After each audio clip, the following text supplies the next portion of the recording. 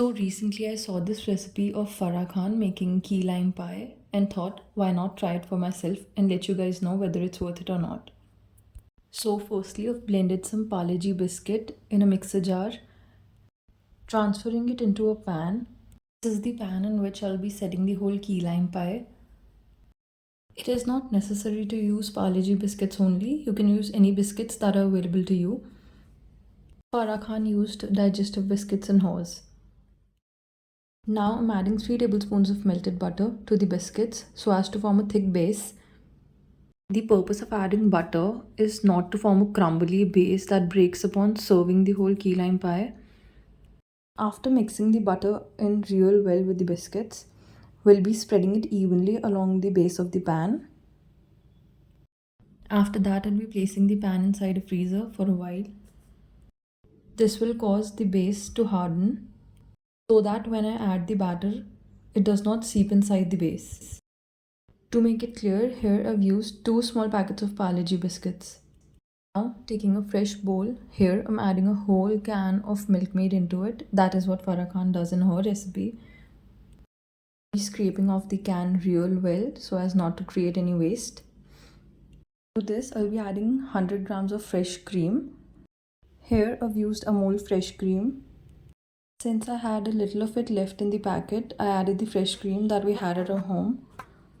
Added some of the cream to the condensed milk can as well, so as to scrape off all the leftovers. In Farah Khan's recipe, she was making a bigger key lime pie, so she used almost double of everything. So please don't come at me if the recipe isn't exactly as it is. To this, I'll be adding the juice of 1.5 lime since I had bigger ones available. You can add the lime as per your preference and the availability of the size of the limes. To give you an estimate, I added about 1/4 cup of lime juice. As you'll start whisking the whole mixture, you'll start seeing that it thickens with time. Here I've used a whisk to mix it all in. I'll also use a hand mixer for it. You have to mix it until the whole mixture slightly fluffs up, basically incorporating air into the whole mixture. Now we'll be taking out the hardened base from the freezer and placing our fluffed up mixture over it evenly.